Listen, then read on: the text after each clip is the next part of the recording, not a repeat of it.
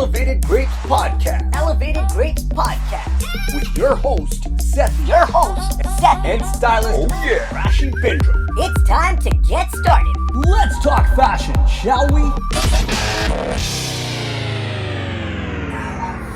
So welcome to Elevated Grapes. I am your host, Sethi. And I'm Stylist Rashi Bindra.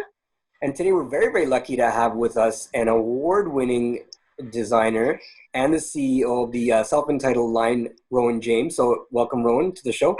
Thank you very much for having me. Appreciate it. So Rhowan, a couple quick things I'm going to say about you before you get started. We're going to let you give sort of the executive bio, but I'll give a couple of quick points to our listeners. So you're award-winning. You won the Emerging Men's Designer Award.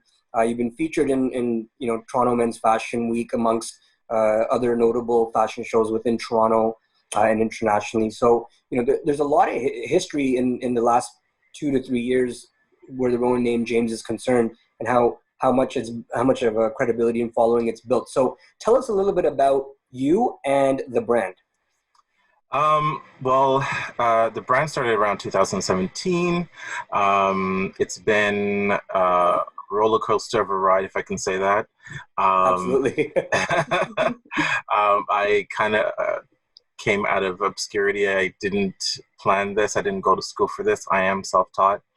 I did go and, I did do a lot of research, with regards to learning menswear, learning how to do pattern making, sewing it. It took around 9 years, part-time, on and off kind of thing, until I was actually ready to do the thing. It's been very, very very advantageous, if I can say in the least. My brand is meant for that jet setter guy who is, who likes to travel, despite the whole corona, COVID-19. But likes to travel, likes to, quick destinations, just likes to pack a bag, but he just likes that luxury lifestyle, hotel lifestyle, party goer, just likes to have fun wherever he goes, So in his suitcase, he has everything he needs, whether it be something for the beach, something for cocktails, something for, red carpet, something for formal events. So everything that he does and everything that he wears is kind of catered in that whole suitcase. So he'll just be ready to go whenever he feels like. So that's the main synopsis of the brand. It's really for the guy that is very sophisticated, but he likes classic stuff, but he does like some edgy stuff just to stand out amongst the rest of guys, So that's pretty much the basis of my brand. So talk to me a little bit about where Bond fits into that inspiration, because I understand that he plays a big role in how this came about. There. Bond is and will always be the thing that joins everything together. I am a Bond fanatic. I love James Bond, the films, the charisma, the gravitas of each character. I just like the movies of how, you go to a destination and it was very exotic and, he meets a beautiful woman and the whole, every scene that he has a different outfit on. And I was always intrigued. You would never see the suitcase, but he would always have, something to wear that is just like iconic, right? So absolutely. That's where my whole inspiration kind of came from for the first collection. And I just decided, just to bring it through in the main brand DNA of Rhowan James. Right. Yeah. So you did mention that this started sort of 8 or 9 years ago, and my understanding that story starts with a windbreaker. Yeah. So we'd love to hear that story, because that's the grassroots of where Rhowan James was born. Yes. So 2008, 2009, the whole market crashed, if you guys remember. Yes. And I was working in a advertising agency, because my background is in advertising as an art director. And so what happened was I actually got laid off from my ad agency. And at the time, I was just like, yeah, this is great. This is some time off. I can actually do where I want to go. It's almost at the initial stages of COVID when we're all like, when you're working from home right now. Pretty much. It's a party, right? Pretty much, yes. Yeah. So I went and I stayed home. After like the 5th month, it's like, okay, now jobs aren't calling back. It's a pretty bad time during the whole season, and I was bored out of my head. I was just absolutely bored. Get up, do the same thing over and over and over again. Absolutely, I can see that. Yeah, it was like I had nothing to do. So I had previously bought like a Zara jacket, a Zara windbreaker, and I absolutely loved it. I wore it everywhere I went. And I decided to see if I made a project for myself. Right, so I decided to create it, to recreate it. So I had bought a sewing machine. Remember, you have to note that the last thing I ever sewed in my life before that point was a pillow in home ec class. That was in grade 8. So lots of experience before this. Lots of changes. So what happened was I still knew how to, string up the sewing machine. And what took place was I kind of laid out the jacket out, and I kind of put some paper over, and I kind of traced badly, the pattern of the jacket. And I didn't know anything about seam allowance. I didn't know anything about serging. I didn't know anything about anything. So I kind of constructed the jacket, and it was pretty good, mind you, for what it was. But I decided, if this is the first step, what could be the second step? So I said, okay, let me do this again. I did it again. And then I said, okay, let me see if I can do it properly. So I started learning how to reverse engineer things.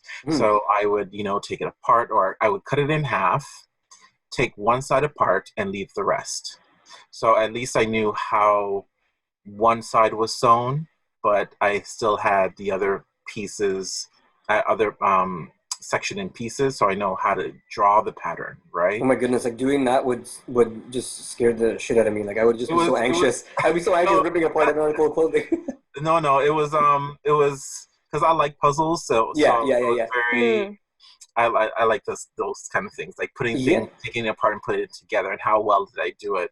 So I said, this could be a thing. So I said to myself, I need some instruction. So I started looking at going to school for menswear. And at the time, Racisim did have a program, but they shut the program down. Or they kind of phased it into like women's wear and all that stuff, right? And I didn't want to go that route. I really wanted to stick to menswear. I thought about going to FIT in New York, Parsons, the Royal Academy in London, St. Martin as well in London. But then I was just like, where's the money coming for this? Tuition? Where do I have the thousands of dollars to go to New York? And like tuition for tuition back then was like around 15 grand US, and then the crash hit, so the dollar just sank. Right. So it was just pointless, And I said, okay, if that's the case, then I am going to learn it by myself, pretty much. So what I did was, in my travels, I would actually go to various countries like Paris. I went to Milan, Rome, London. I went to find bookstores, and I found a lot of books on pattern making and with menswear, and I bought as much books as I could. Wow. To the point where my suitcase was like so heavy. So heavy. Yeah. It was so heavy, and I had to decide, okay, so what's staying behind? Wow. So there were times where I left things behind, and I'm like, I can buy that when I get back home, so I'll just leave this behind because I needed the space to get, because these things were more important than what I had, right? So I brought it back home. And I learned how to make patterns. I learned how to, pattern grade. But it was very tricky because I did not have the full teaching of how to do it. But over time, over those 9 years, I kind of learned everything. And I also learned a little bit more about the fashion industry. So that's how that jacket story kind of, trickled down into this big, huge snowball as the brand of Rhowan James. But do you know something? There are a lot of designers who have a very similar story and they're like big names. So that's a good sign. Like, for example, Christian Dior, he actually never went to school either. He was very self-taught, and Yep. you know what I mean? Like, It's so true. exactly, Yep. he's an international name. Yes. So Ralph Lauren this, started with ties, so, yeah. and he knew nothing about fashion until he just got into the industry and started learning. And all of a sudden he is a multi-international brand, so, and I would like to get to that point, but You you will. You will. I will. I'll You get will. there. I just want to get there now, but Don't we all? I Don't just we want to get there now. But it's a learning process. So for anyone who's like really interested into, creating their own clothes, there's just so much avenues that you can take to get there. You may not take my route, but from what I've learned, there's just so many different ways to do what you want to do within the fashion industry. Well, there's And no I think one. we've Oh, sorry, Rashi. Go ahead. no, no. I was just going to say, and I think we've seen that with. I mean, I met you in end of 2018 Mm-hmm. during the TIFF Lounge, Yeah. and like even then, like I had just started styling properly in Toronto. I just started doing that, and Right. I was like, and I'm sure you still know how many times I came back and forth in that showroom for that like one fitting, that one customer with Yes. all those clothes in one day. Yes. But I think, like, to your point is that if you really want something, if you really want to learn it, if you really want to achieve it, and Yes. even and sometimes you don't have the funds, or you don't have the means, or you're in difficult situations, if you are persistent, you actually can. And Yes, you're absolutely. and you're an example of that. Like, even There's today, despite COVID, you're doing pretty well from our previous conversation. yeah. I'm not doing well, but I'm okay. I'm making some money, which is great, and I'm happy about it. And Right. and that's that. But there are ways to go about it, whether it be in styling, whether it be in actually clothing design, or even being a buyer. There are ways to get it, and there are people out there that are willing to help you to progress from one point of your learning to another. So, it's just, you just have to ask, literally. So, Yeah. But I think you set a really good example by your story there, because a lot of people who think things will only come through a certain direction, like you have to go to school for it, or you have to use these following examples or mentors. Like, everybody's story and approach is going to be different, and I think a lot of people, the fear is, I don't know where to start, I don't know what to do, I don't even know how to get myself into the world that I want to. And I think it's sometimes it's as simple as what you said, is you pick up a couple of things to read them, and that will automatically guide you into where you got to go, because you'll read something, and and from what I'm hearing from your stories, I read some stuff, it gave me some ideas, I took that to read some more things, I took that to, and then it took me through this avenue, I learned about sewing, and it took me to that avenue, I learned about pattern design, it took me to that avenue, and it opened up a world which I didn't even know existed within designing. right. So I think you bring a really important story just to entrepreneurship, both within fashion and just in general, that there's not necessarily one way to do it. No, there isn't. And you have to understand, if you're really passionate about what you want to do, I would suggest do it as much research as you can. Mm-hmm. So much research.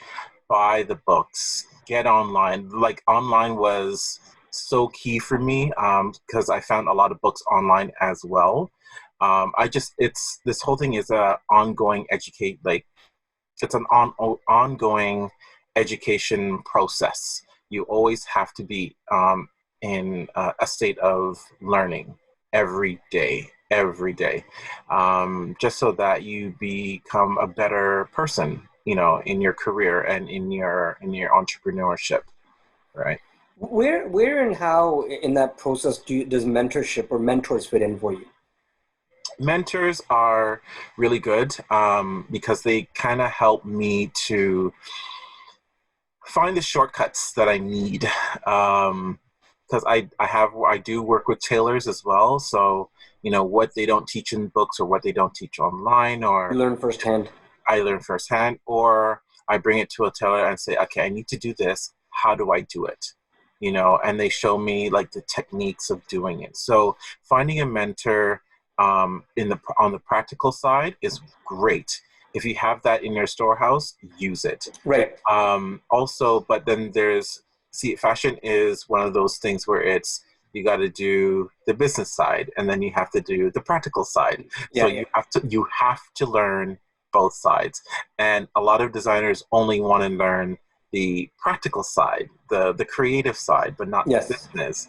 And the business can get really, really scary if you don't know what you're doing. So you got to find mentors, or networking within the community. So talking to stylists, talking to makeup artists, talking to people who are in marketing and social, in the different types of agencies, whether it be advertising or experiential, or just talking and making those connections so that you're able to use your brand or combine with another brand to help push your brand further. Collaborations, absolutely. Absolutely.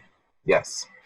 So are mentors for you, do they have to be tangible and reachable, or can a mentor be, a larger designer that you may not have the contact with, but you're learning from? Like, how does, like, what is a mentor to you as an entrepreneur?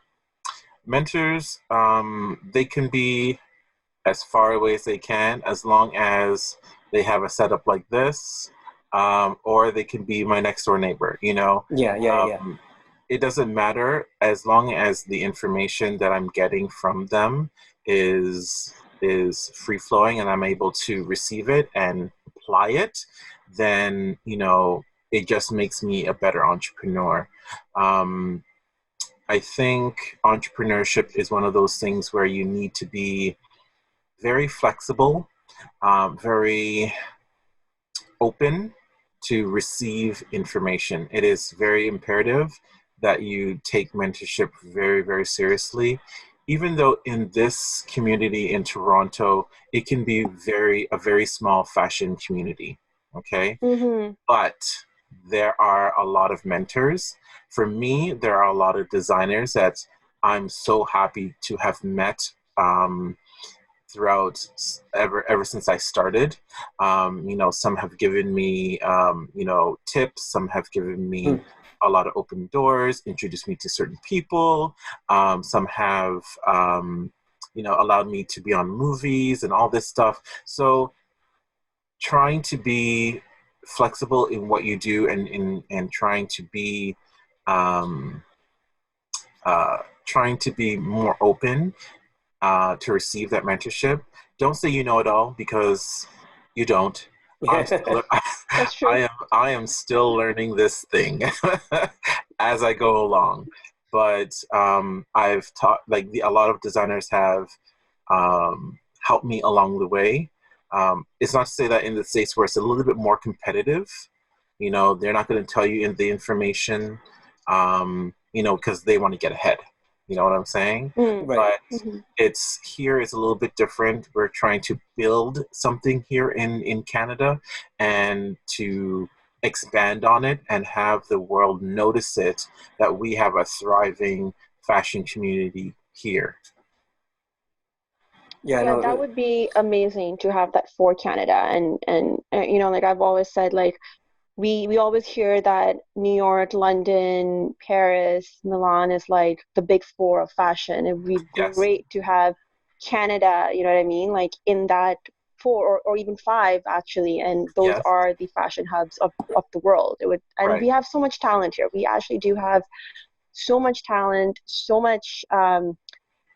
There is passion in Canada for what we do. It's just somehow we're still building and trying to get there. And to your point, yeah, like meeting the right people who help you open those doors just means that we all can get ahead, because everyone's different in what they do, in their talent, in their presentation, and just having that mindset is so key. Yes. I find as well. Absolutely. So one of the things you were saying earlier was about the fact, finding educational resources within Toronto was a challenge. There was only one potential school that you were looking at that I think it was Ryerson you had mentioned at the time, and so getting access to education locally is a bit of a challenge. And I know your story is very self-taught, but how much do you think that impacts the growth of the fashion community in Toronto or in Canada itself, given that the schools you're looking at, they were in New York and they were in Paris and they were in all these places where they're known to be fashion hubs, so they're cultivating the talent there and providing resources for them. Do you think that that's a challenge or a hindrance for us to grow the community here? I only see it as an opportunity. I see it where if we do have it, there are a couple of, I'm not going to say there's no schools here. That's not what I'm saying. What I'm saying is that in Canada, there are schools. There's Fanshawe College. There's one in BC. There's, I think, I don't remember what's in Montreal, but LaSalle College. LaSalle College, yes. I've gone there, yeah. Where else? George Brown here in Toronto, and also and Ryerson and the Toronto Fashion Film School. They all teach fashion design. Okay. Gotcha. So there are ways. It just depends on the school that you want to go to. I just didn't feel that. I made the choice not to go to those schools just because I didn't have the money at the time, and I just didn't know of course. on OSAP and all that stuff. So of course, I decided to, because I was out of school. I've been out of school for a while. I just don't want to date myself, but we're all 22 here. We're all 22. Yes. So I just didn't want to. Drop my full-time job, or and then go to school part-time, because it's really taxing. Absolutely. At the time, I was working up in Vaughan, and I was like, I need to get down. If I had to go to school, I would have to, drive all the way down here to Yorkdale, park my car, go downtown, do the course at night, come back, pick up my car, and it's so taxing on your time and your resources. It is. But when I really think about it, all my resources were online. I YouTubed, I Vimeo'd everything. I went in and I went through that internet and I found stuff. I found video content. Mind you, some of it was in Italian, some of it was in French, some of it was in German, but as long as they showed what was there and how to do it, then I'm like, oh, okay, I understand it, right? So I took those videos as references, so I was able to teach myself that way. So there's always a go around. You don't have to go directly through like education. And there's options available. There are options available that you can do and accomplish what you need to accomplish. So speaking about online, I understand Google Translate was a big part of your history and learning. Absolutely. I even bought a German dictionary because I have one here. I had a book about how to do shirt making, but it was all in German. Oh, wow. And I don't speak German. So, I would punch in the keys, and then sometimes they would have Germans have the special letters, characters, right. Characters. So I had to research which key Oh my goodness. that I would need to get that letter. So I found out all that information, plugged it in, typed it in, and then just hit Google Translate, and it just translated the whole thing for me. I was like, great, I understand what it's saying. Perfect. You see, that's such an amazing example, just on its own, such an amazing example of resilience. Like a lot of people are like, oh, this book is in another, I don't know this language. Like I'm just toss it out. Like I'm not going to read this. But Right. we have resources at our disposal to use. Yes. Like right in front of us is just a matter of spending a couple minutes extra and using them. Yes. Yes. You just have to use what you have to use. Use the tools that you have. We have the internet, which is the biggest source of information to source to get like books. But it was tricky finding some books just because, you know, if you typed in menswear pattern making, right? The typical ones will show up. But if you had to take it in, say for example, Italian, you wouldn't use menswear. You would use like l'uomo sartorial, right? When you use that and you type it in, then you would find other books on menswear. Right. So it's all about, you know, keywords, using the right keywords to get what you need to get. So that's the trick I learned. So I think that goes back to what you're saying about research. It's about doing your research. Like you're not again, there's not a singular path. You know, you can't just necessarily type in you know, bespoke suits and you're going to find all the answers, right? Right. Like you're trying different ways and using words that are used internationally around the world so you can find the resources was an important part, I guess, in your growth at the early stages. The only thing I didn't understand was like if it was a Japanese book, which is totally different. You know, like, but the Anglo-Saxons, language was a little bit better. So the Italians, the French, the Spanish, and a little bit of the German kind of helped me out. So yeah. Fair enough. So, but you know, and going back into as we're talking about the history here, I understand. I mean, there's James Bond, which was a huge, just in terms of the type of gentleman that you're thinking about as you make your line. But there was also at a very young age, there was an inspiration that you had, I guess, with your father, that sort of helped to build who you were and what your line's about. So why don't we talk about that a little bit? Because I think this is a really nice story. Because this actually takes it back home and makes it really personal for you. Yes. For me, I was always obsessed with style. I would always see my dad dress up for like he would go to like certain job parties or church or whatever the case may be. But he was very meticulous on how he put things together. For example, unfortunately he's passed, but in rummaging through some of his old stuff, I didn't understand his taste level until I found something which is unbelievable. I found this black and red gray tie that he had, and I loved it. And I wasn't at the time when I first saw it, I wasn't into labels at all, right? And then it was just maybe 2 years ago, I picked up the tie again because I don't wear it anymore. I picked up the tie again. I'm like, oh, yeah, I remember this tie. And then I turned it over, and then it said L'Envant on it. I was just like, you really? Really? I was like, you got to be kidding me. I was like, so dad had it popping back in the day. Taste. Yeah. He had taste. He had taste, right? So I was like, oh. Then to find out through conversations with my mom that Holt Renfrew was his favorite store, right? So now that I find out, I'm like, oh, okay. So his ball, he liked the big expensive stuff. I was like, okay.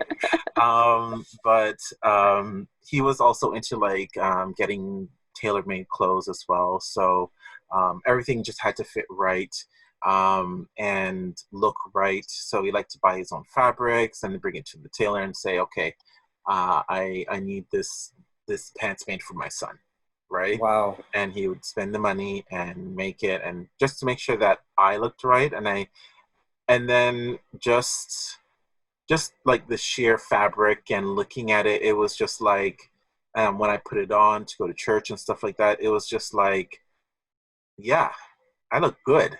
You There know you what I'm go. saying? So it was like Sunday's best. Just strutting my stuff, looking the part. My shoes are shined and everything. It was just great. It was he really influenced the style, his style. Mm-hmm. So like during the 70s and 80s and a little bit in the early 90s, his style was very, very impeccable.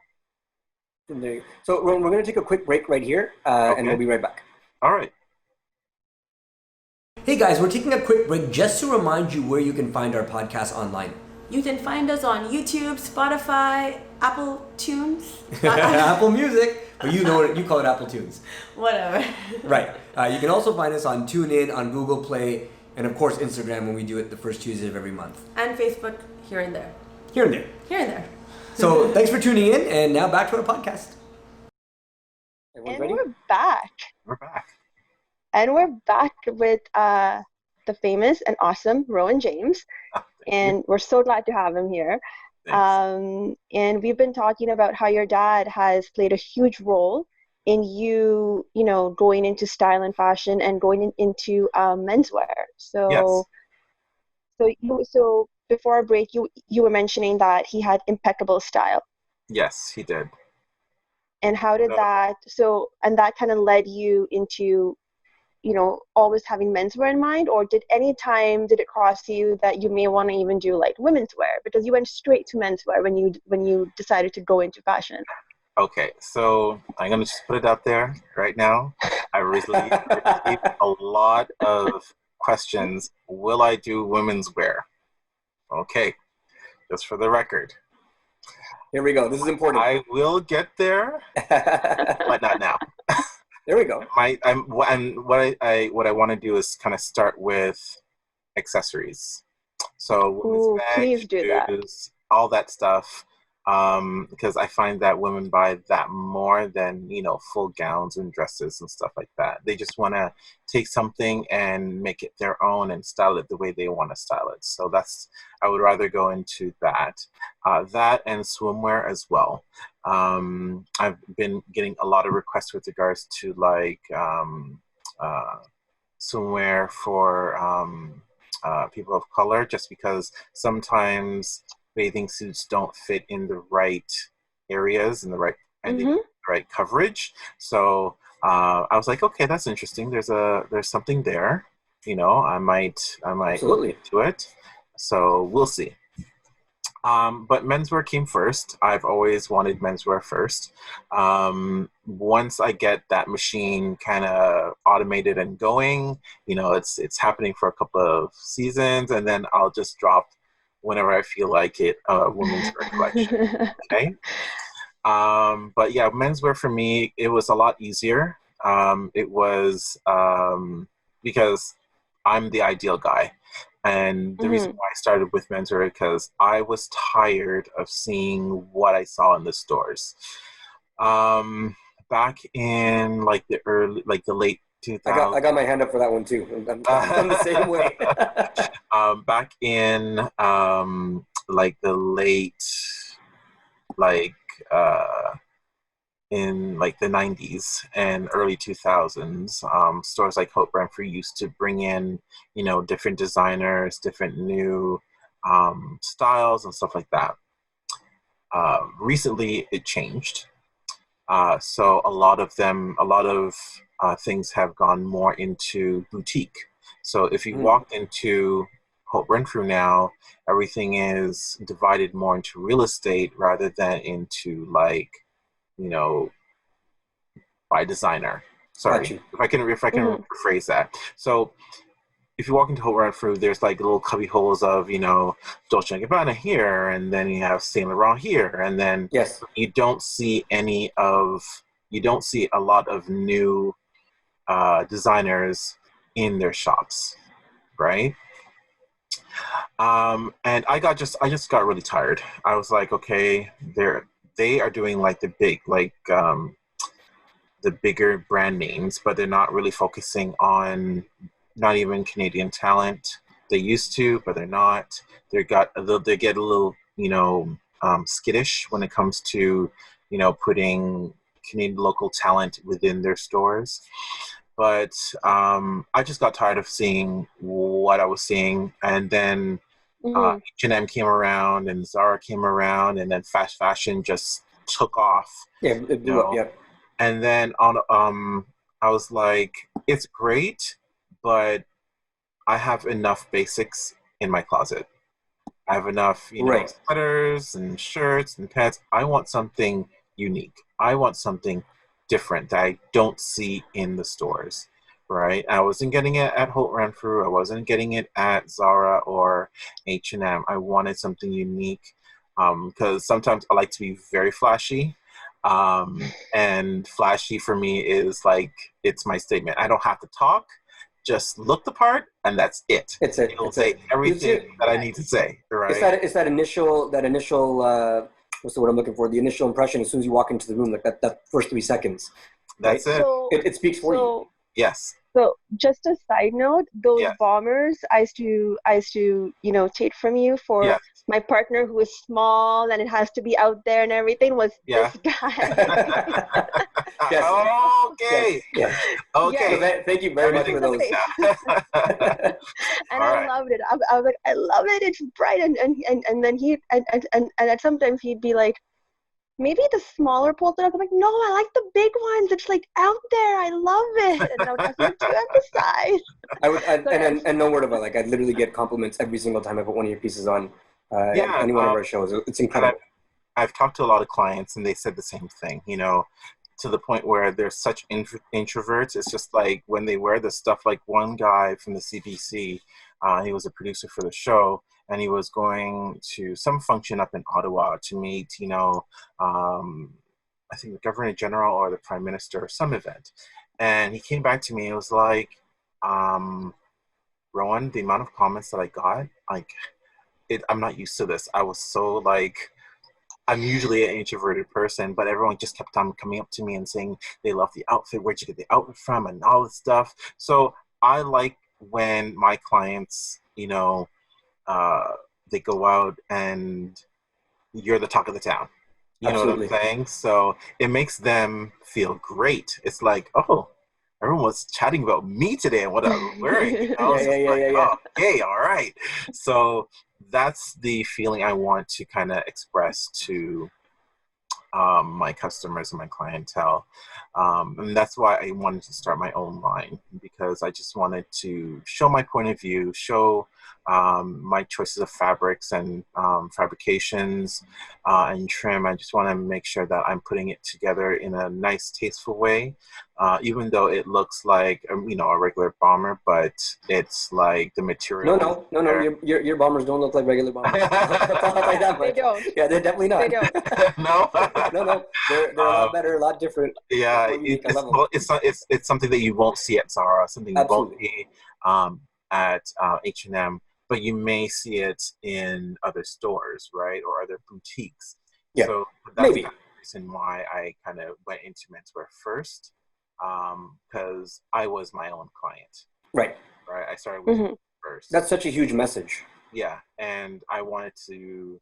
How would I do this? How would I, design something that I would like and be comfortable in wearing, and that other guys would be also comfortable in wearing as well. So I always thought that way first. Fair enough.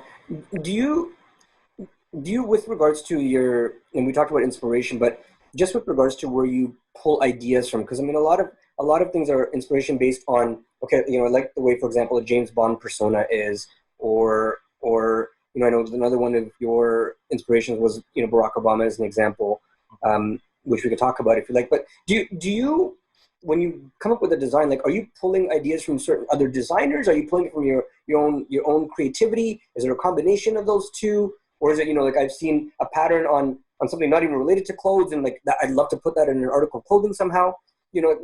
How do you sort of come up with your creative ideas? Okay, so when I start a collection, this is everyone is different. For me, absolutely. For me, I like to take a look at trendy colors. What's coming in for the season? Okay, if I like it, I'll use it. If I don't, I won't even use it.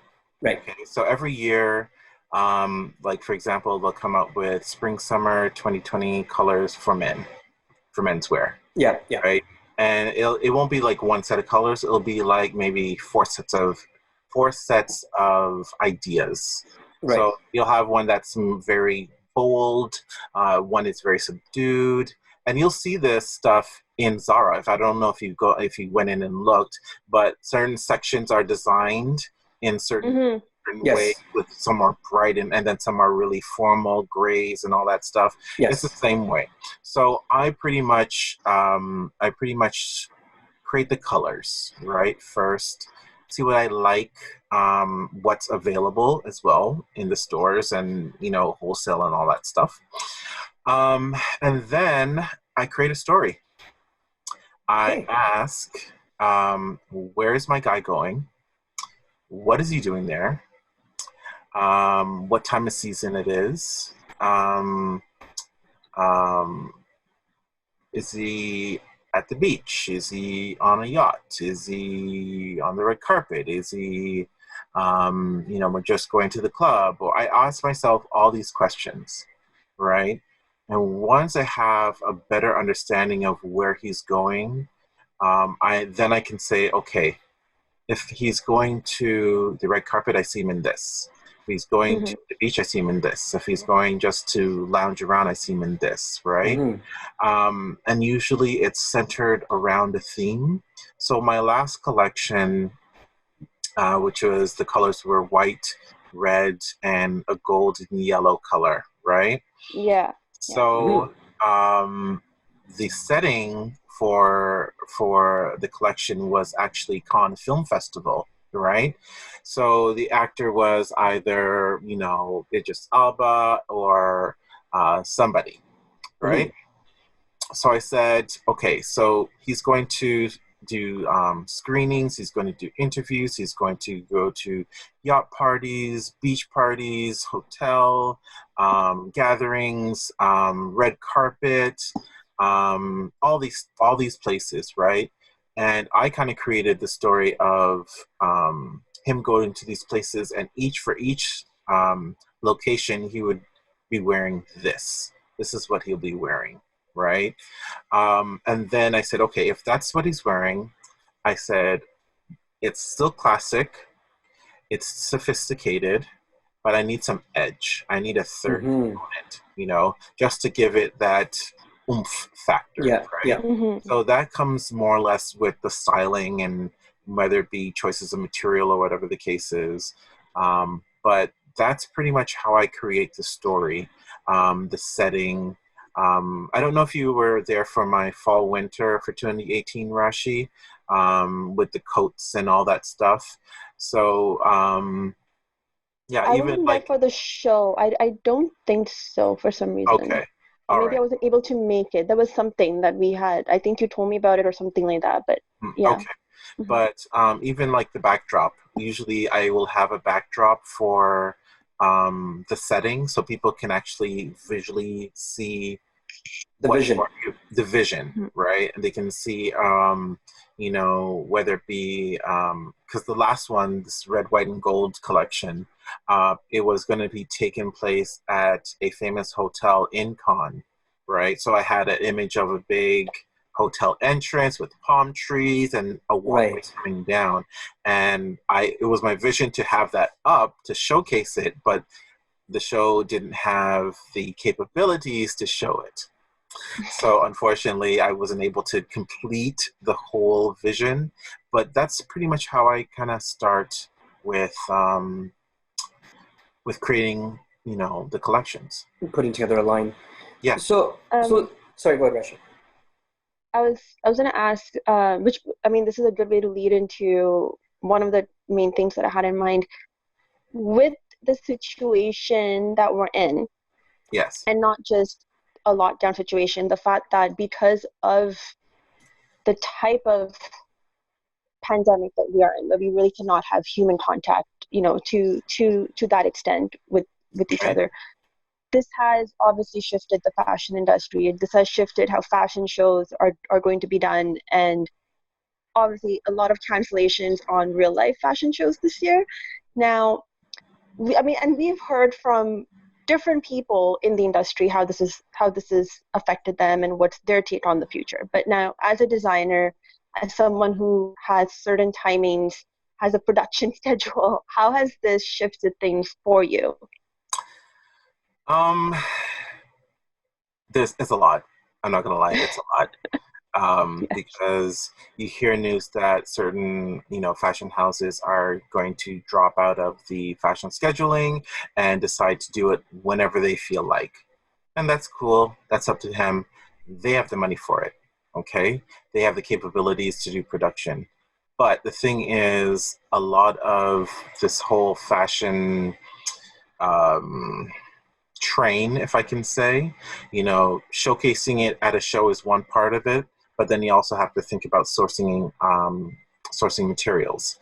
You also have to think about production of how it's made.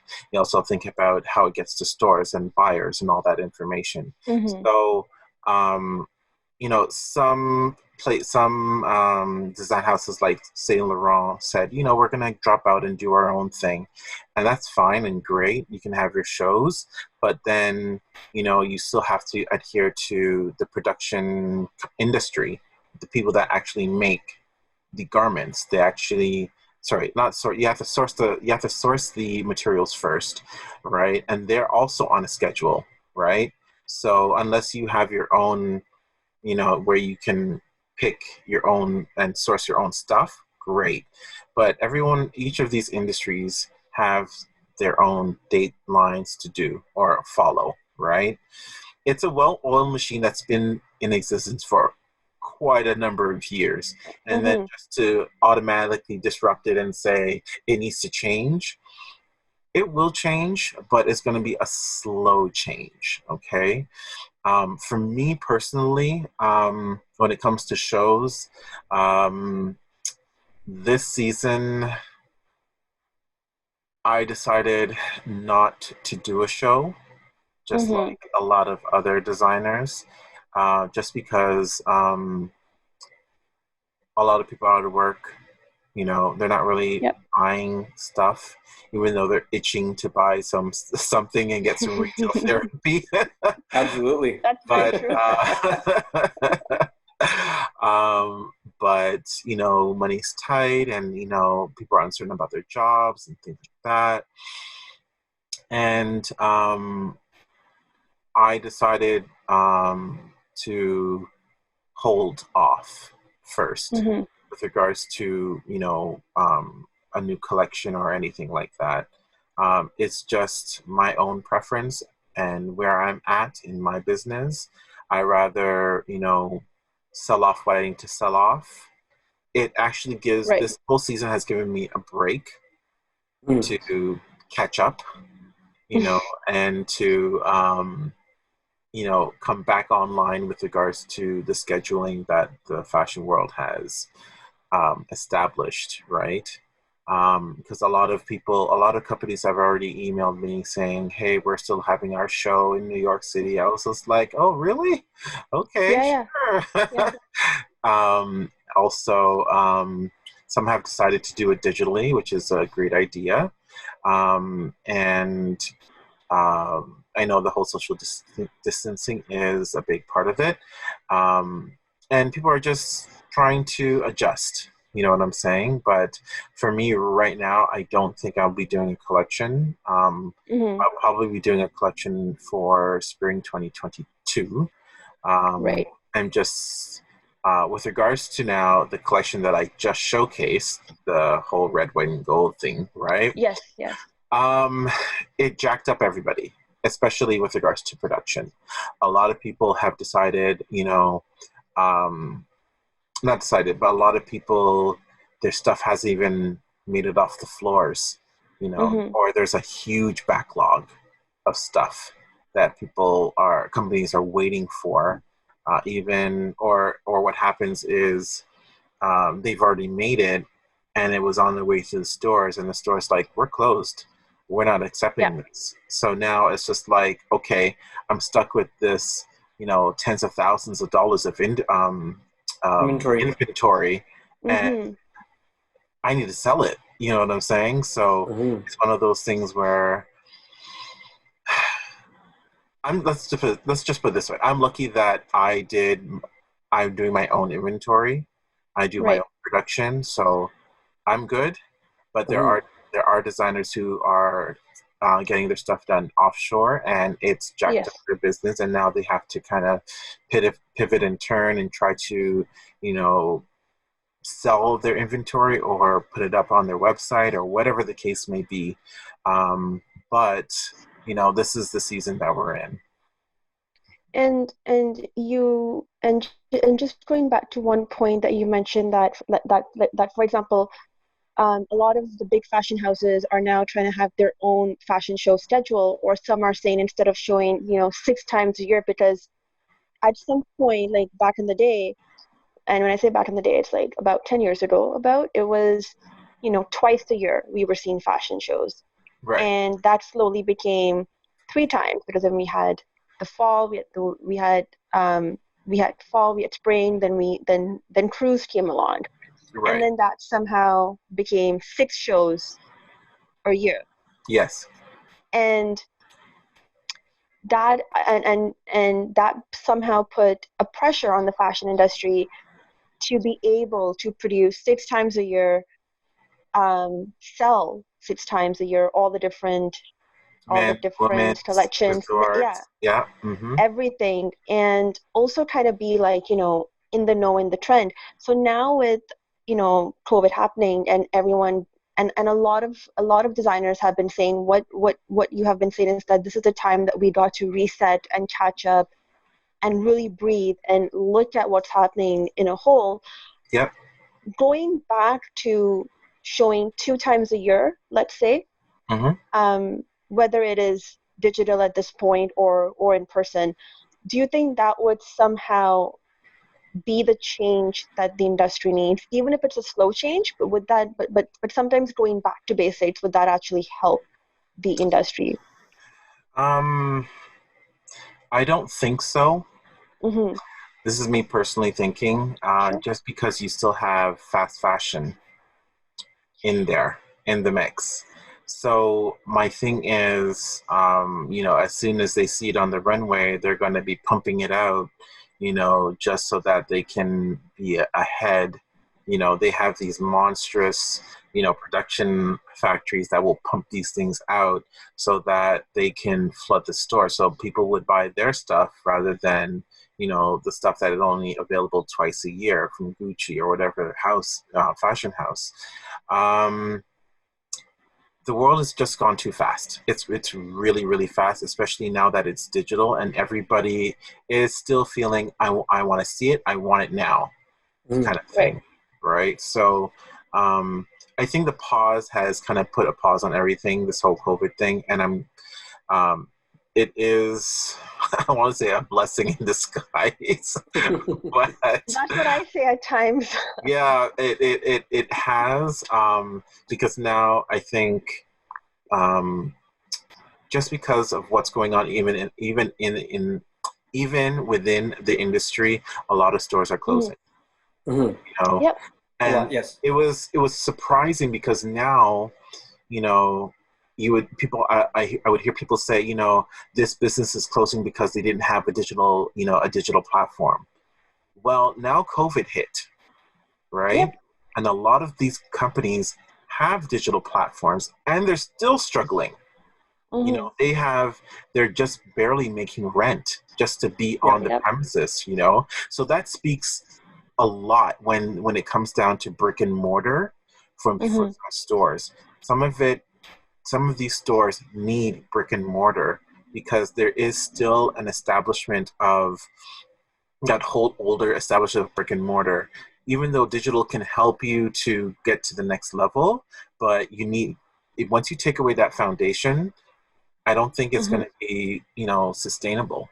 And a lot of stores have closed, like John Varvatos. What's going on? You know, um, and it's kind of scary. It's kind of Right. scary, but it also makes room for designers like myself, right? And yeah, and I know that that fast fashion has played a huge role in I'm going to say the word disrupting the fashion industry a bit, because, there was a time where it wasn't copied off the runway right away. You had to wait to get that look. And then you had everyday stores that were fine, normal things. And designers were doing really well. And that's how they were able to build what they have today. Right. With fast fashion, that obviously it took away from it. But with COVID, though, I feel fast fashion is also suffering, because yes, we want to spend the money, but at the same time, I think COVID has also made us, realize what pieces do we have that are timeless, that are classic, that have good quality, that may last in our closet, a bit longer than, a $30 t-shirt that's ripped and worn after 3 washes or something, right? Right.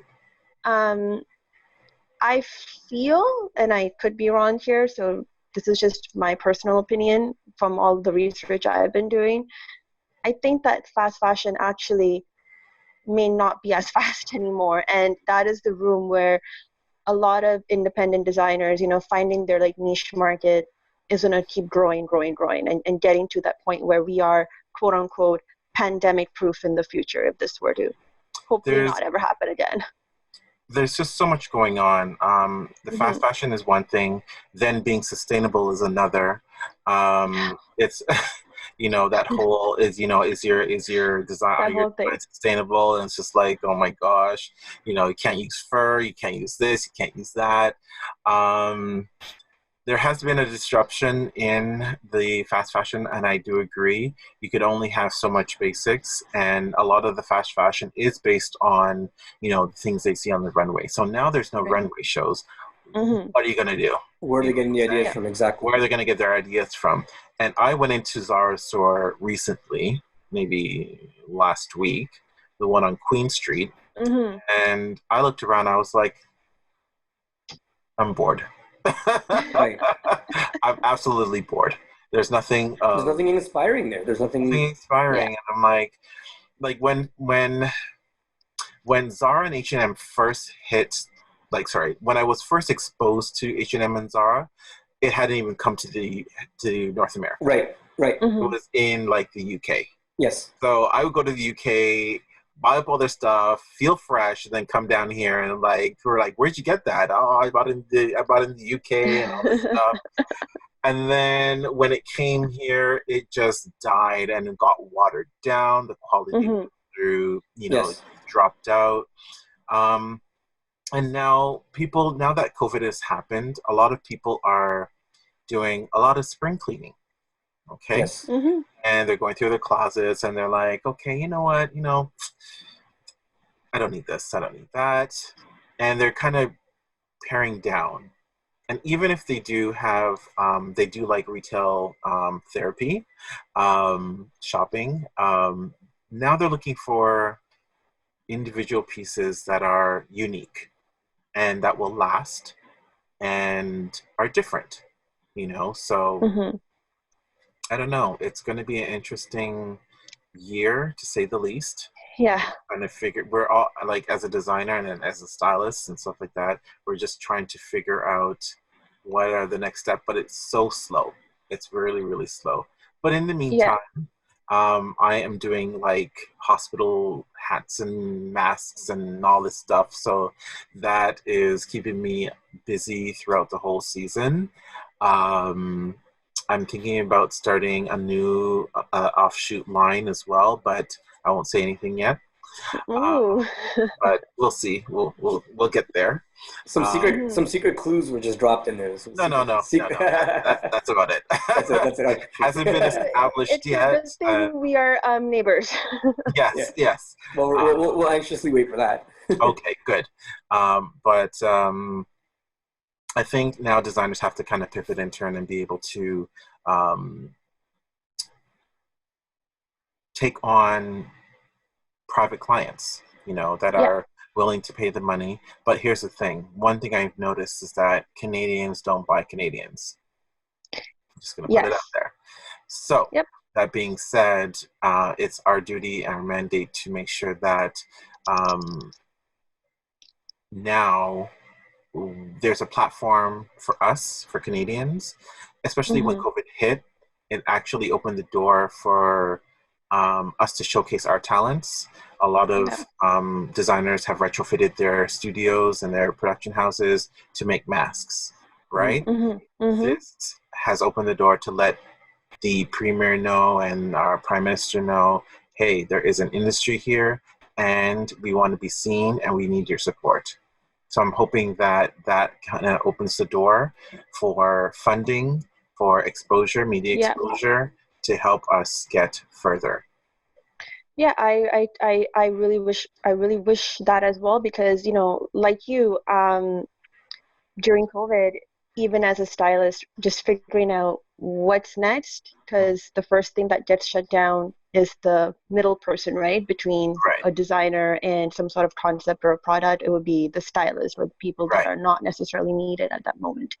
So yes, I think, and I'm sure like there are a lot of stylists out there that we're still figuring out now what's our next step. It would be great for designers to grow, like you said, because I personally don't like doing styling when I have to go to the retail stores. I actually love working with like designer pieces and going crazy, right? Like that is what the actual joy of fashion styling is. And whenever I have to do the whole like, well, I need to go to the mall, I need to check this boutique and that, I'm like, oh, it's sucking the joy of what I'm doing. Yeah, I want to work with actual talent, and you know, like. And you develop that relationship with the designer, right? So you know, you having access to certain things, especially when you have important clientele, you need that connection, right? So and just growing, right? Like sometimes, like you said, if you and a designer or you and a stylist click, then you also know that if I need something to be done, or if I need an extra pair of hands, these are the people that I would go to first, which is part of, I guess, having our industry shine and, you know, grow in that manner, sort of like either doing it ourselves or looking for outside help, really. Absolutely. Yeah. We're gonna take another quick break, and then we'll touch on a couple of more things. All right. And we'll be right back.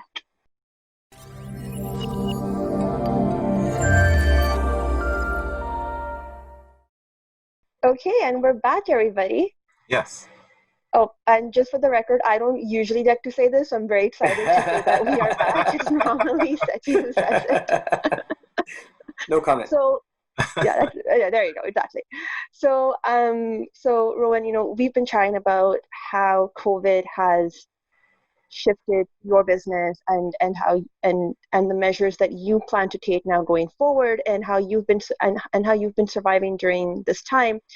And one of the other issues, I hate saying the word issues, but I think one of the other most important causes that also came out or were highlighted, it's non-due over highlighted, but happened with COVID recently, was the whole Black Lives Movement. Started off with Georgia study, and then it like kind of escalated, and everybody just rose in this uprising for it, which, I mean, I'm all for as well, but you as a designer, you as someone who I'm sure at some point has seen what's happened, what are your thoughts on it, and how do you feel the fashion industry plays a role in this? Okay. Oh, this is a loaded question. Okay, let's first start off. I am happy that it's being brought to light under the unfortunate demise of George Floyd. It has hit. It's been very personal with regards to being, you know, a Black male in a country. You know, the whole systemic racism is a big issue, and an ongoing issue here in Canada. It's not as blatant as it is in the U.S. They'll tell you in your face, you know. you know, that they're racist. Yeah, absolutely. Here, it's very low key, under the radar, slight comments, slight body movements, positioning, opportunity. Um, in those instances, you know, we are held back, and it is very unfortunate. And I think there needs to be something done about it. You know, I think for me, the whole peaceful protests and all that stuff, even though, you know, that's what we're supposed to do and things like that, it was just a matter of time before, you know, you saw the riots and you saw the burnings and all this stuff. And I think it needed to get to that point. I think it needs to get to that point where, you know, we're tired. We're absolutely tired. You know, people of color within the United States and in Canada, we are treated as second-class citizens. You know, trying to get a job or trying to escalate up your career ladder, or even within the fashion industry. I know that personally, I have been a subject of it. In the fashion industry, I haven't seen so much because since our circles are so small, I haven't seen a lot of it. Okay. However, I have seen it with regards to my brand being sold here in Canada. So there was an instance where I actually set up a pop-up shop, and it was in Yorkville. And when I set up that shop,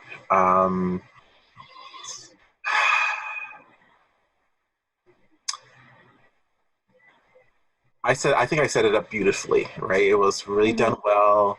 You know, it was really inviting. And, you know, I had the pull-up banner with my model Chinna on it, who is Black. And he's by the gorgeous. He's so gorgeous, yeah. And then I sat there and I was greeted, you know, as soon as, you know, people walked by and stuff like that. But then I did notice, you know, a lot of some of the customers that were coming in. Like there was one instance where a couple came in, and it was a guy, and he looked around and he saw that they actually had menswear in this little pop-up shop, and he got excited, and he came rushing over and he started looking at stuff, and he pulled something and pointed to his wife and said, you know, hey babe, how does this look? And then I saw the reaction she gave to her husband, and it was just like one of distaste. And it was just like, oh, okay. And then because it was a pop-up shop that was there for a full week. So what happened was, you know, you would see people come in. Body language with me, I read more body language than I do with facial expression. No, not facial, but what people say. What they actually say, yeah. What they actually say. And I know you guys have kind of faced it yourself, you know, being people of color as well. Like you'll see, like when I was there, you know, you would greet them, hi, how are you doing? And blah, blah, blah. And they would just like point their nose up and just walk right past by you, right up the door. And it was just like, and it had me thinking. I had a conversation with my assistant, and I said, do I need to change? Do I need to change the look of my brand? You know, do I need to have, you know, a Caucasian sales guy? Or do I need to, you know, have a pull-up banner with, you know, a Caucasian model, just so that, you know, I get the attention, right? And I didn't want to get to that point because my brand is my brand and it's me, right? So I want to be able to showcase who I am as a designer. If you don't like my stuff, meh. Right. But too bad. There are, you know, 7.4 billion people around the world. Right. But I do see a lot of racism within, you know, the fashion world, especially with models. A big thing with models. You know, they just don't get the opportunity. If you look at the roster of some of these modeling agencies, you can tell just by looking at their wall how many black models that they represent. You know, and it's kind of sad, or people of color on their wall. Down to like TV. You know what I'm saying? So even at my ad agency job, so, you know, my ad agency was big enough. It's like over 200 people. But the thing is, you know, I could count on my hand the amount of, you know, black people that were actually in my agency on one hand. So, and then on top of that, it kind of spills over into the commercials that you see, right? You, whether it be you see more people of color, you see a lot of, like, do you see enough of, you know, of yourself in the products that you buy? You know, because everyone has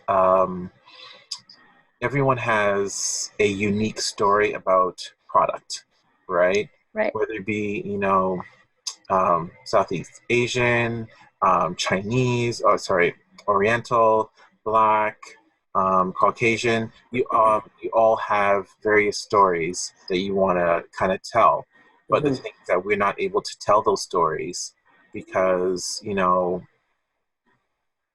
the ones that give the final say, which is the corporations that hire these agencies, they'll tell you, we want this. This is what we're looking for. This is what we're looking for, right? So it even, like, this whole racism system, the systemic racism actually starts off with, you know, these corporations and, you know, their leaders and what they want to see and what works for them, right?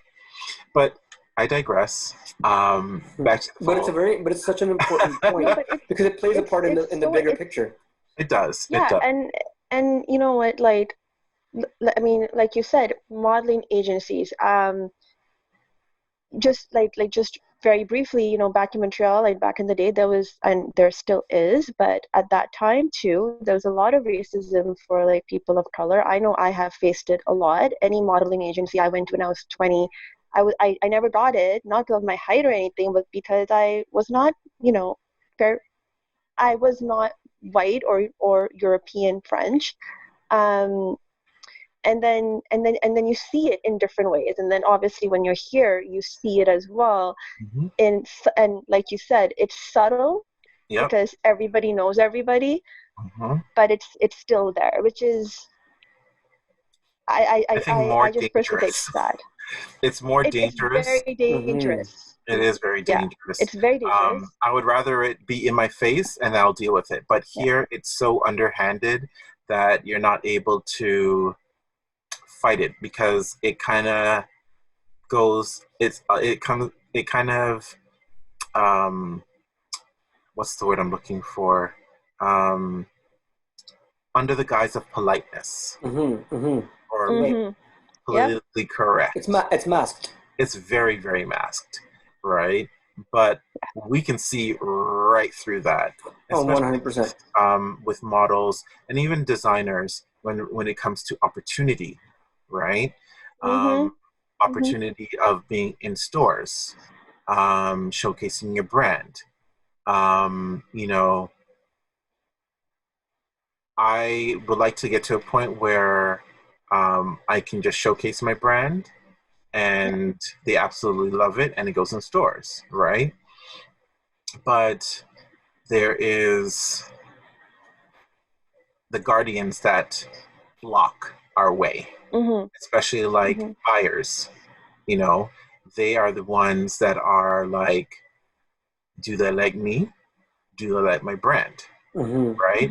And if it doesn't fit their standards, you know, they can say, well, we don't think that you are the right fit for our stores. Such You a guys broad both stroke. smiled at the Yeah, same time. By exactly. the way, Oh my goodness. Yeah. I hate that sentence. You're not Yeah. the right fit. Yeah. Oh my God, that sentence was the one sentence I wanted to physically throw something at someone. Yeah.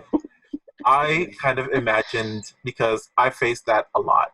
I faced it a lot, especially in my whole career, whether it be job interviews or whatever the case may be. You know, they would say, I would first walk into an interview, and I always, number one, I always survey the land. I always survey what type of people are in the office, right? Is it a mix? Is it, you know, Caucasian heavy or whatever the case is? And then I can say, okay, I see what's going on here. So I would do the interview. I would ask all the questions. They would take a look at my portfolio, and, you know, they would come back and say, you know what, we thank you for this, you know, we thank you for coming, but you know, upon our discussion, we just feel that you're not the right fit for us. Now, I'm the type of person that will say, well, what is the right fit? What is the right fit? Yeah. You know, because there are, oh gosh, I don't want to be, okay. Because there's so much free information out there. Yes. I had to kind of change up my own tactics, right? So it's easy that there's Instagram and Facebook. Okay. So when applying for jobs now, it's just like, okay, they can easily access Facebook. They can easily see what you're like right there. And they're right off the bat, right there, that excludes you, period. Excludes you. It's like, oh, he's black. Okay, next one. Done. I don't even get a conversation. I don't even get a reply saying thank you for applying, but we've decided on, you know, to move to the next candidate. But I have to change my own tactics. So, you know, I'm not going to tell you what that is, but I'll tell you guys after. Right.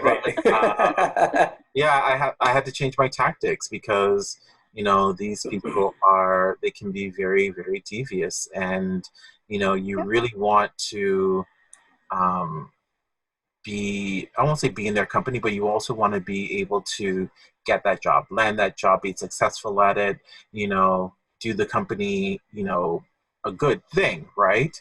But the thing is, they block you, right? And they hide under it's not the right fit. It's not the right fit. They always say that, but you don't even know if I fit. You don't even know if I'm flexible enough to, you know, be in your gathering, you know what I'm saying? But it's one of those things where we're constantly trying to fight. I'm at the point now, I just got tired of it. I was like, I'm done. I'm tired of applying. I'm tired of this. I'm tired of that. I'm going to do my own thing. Because I did get to a point where I was like, these companies are making thousands upon thousands of dollars off the sweat of my back and my creativity, right? And I wanted to be able to say, well, and sorry, you know, off the sweat of my back, but what I wanted to say was, they pay me chump change for it, and then they get the huge amounts of thousands upon dollars as payment for them, right? And I was like, I'm not having that anymore. I'd rather be my own boss and make that money for myself. Right. So that's why I kind of went from advertising into fashion design, right? So the systemic racism thing, from the cops to employment to even just walking in a store, you know, you get tagged, you know, literally it's like, hi, can I help you? And you can see them at the corner of your eye, they're watching you, and it's just like, I can't even shop in peace, you know what I'm saying? So it's just blatantly everywhere. What to do to fight it? I don't know. It's going to be, you know, a long conversation, a very, very long conversation. And a long overdue conversation. Long overdue Yeah. conversation. Yes. Mm-hmm. Well, thank you for being honest about that. Because Sorry, there's a bit of a pause because I think it's such a heavy topic that is heavy yes, topic. such that that requires a solution, that requires the right attention, that requires everybody to come together to make it work. And it's like you said, it's hard because you or I or Rashi, like we don't know what the answer is. There's an answer, we just don't know what it is. But it takes a lot of minds to come together to come up, I think, with an answer. and I just want to find out what is wrong. Why can't we be accepted? Why? Right. Yeah. That's actually a great place to start. Like, why? Yeah.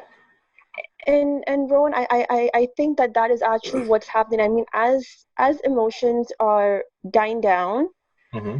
which from a high level emotion, you know, and I hope I'm saying this, and I hope I'm saying this right. When I say it dies down, it's settling, but not being forgotten, because everybody now is tired of it. Like, yes, it's not happening to us to that extent, but that does not mean we think it's okay. So a lot of people are now also figuring out how can we be the right allies to help and actually put this to rest, because it is not right and it should not be happening. Like, there's absolutely no reason why, like you said, why are we not accepted? What is wrong, right? And that is becoming now a global issue, and a lot of people have been speaking out. And yes, it will be a slow change, but I also see it being a change. I just think everybody's trying to figure out how to fit in, and I think people are also like nobody wants to come up, like those who want to help don't also want to come off as insensitive or, oh, it's all about me because I'm helping, right? So I think that dialogue is going to take a little bit of understanding and time, but I mean, I know I'm also still figuring out how I want to, help, because I know so many people. I have so many friends, and one of my biggest mentors, she's Black, and she's been a blessing my entire life. We've done so much with each other. So I know that as an individual, I would want to see this change. Right. But it's like you said, starting that conversation and taking that step, and hopefully this actually does make a big difference, which I think it will, but I really want it to. So, but thank you for sharing and being so honest. That also takes a lot. Yeah. Some companies are taking the initiative to change the dynamic with regards to being inclusive, if that's the word, in their work environments, in their reasoning with regards to having everyone involved. I'm just hoping that every facet or the government kind of takes into consideration, the demographics with regards to, companies. Who's in your company? Do you have, is it a little one race heavy? You know what I'm saying? And you're in that area, they need to kind of balance it out. You know what I'm saying? I'm not saying that people need to get fired and hire some people of color, but it's not a black fight. It is a all race fight, right? So I really also feel it for the indigenous people as well.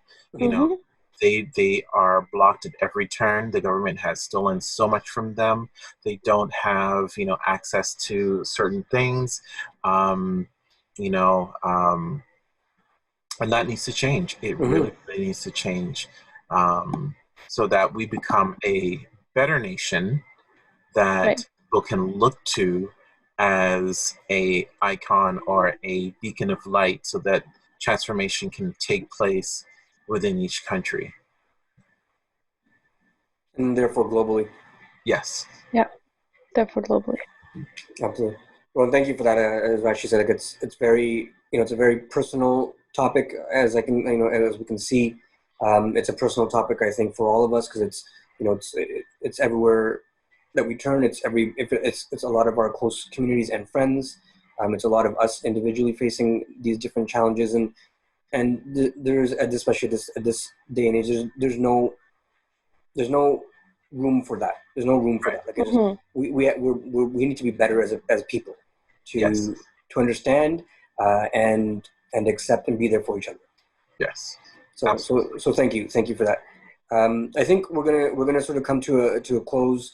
And before we do, Rhowan, we just want to give you an opportunity to share from your perspective about the Rhowan James brand.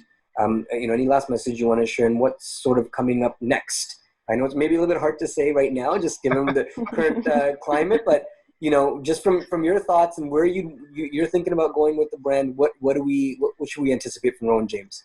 I'm still thinking about a lot of things. Mm-hmm. I'm still thinking about the collection I just showed, because I'm going to have to push that collection literally into spring 2021. Mm-hmm. Forget 2020. It's a lost cause. I wish we could just fast forward and say, is it January 1st already? Yeah. It's like those memes you see. 2020 is canceled. Yes. We don't want to see it anymore. We're done. We're done with 2020. The reality is we're only halfway through it. So I'm wondering what's going to happen. Right? Still a lot of time. It's still a lot of time. But, a new collection is coming down the line. I was supposed to showcase it this year, but then COVID just bombed everything. Right. So now I'm thinking about pushing that new collection for spring 2020. I had it all planned out in my head. I knew exactly what I was going to create, all this stuff, the storylines and everything, but then it just got put on hold and set aside. I'm just trying to develop the brand. I'm trying to get people to follow, getting people to see my brand, understand my brand, love my brand.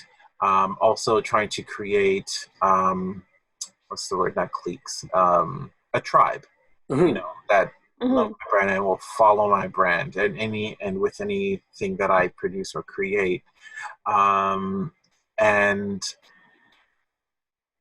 I just want to kind of increase my brand environment, I guess. Just whether it be more collaborations with people, that would be a great idea, or with another brand, So that's what I'm looking for in the future. So. Well, thank you for sharing that. Obviously, drop your. We'll put the socials in the description of the show or on all the streaming sites and YouTube. But just for those that don't want to read and want to hear it, drop your socials and websites so people know where it is. Yeah. You can follow me at Rhowan James. This is RHOWAN JAMES.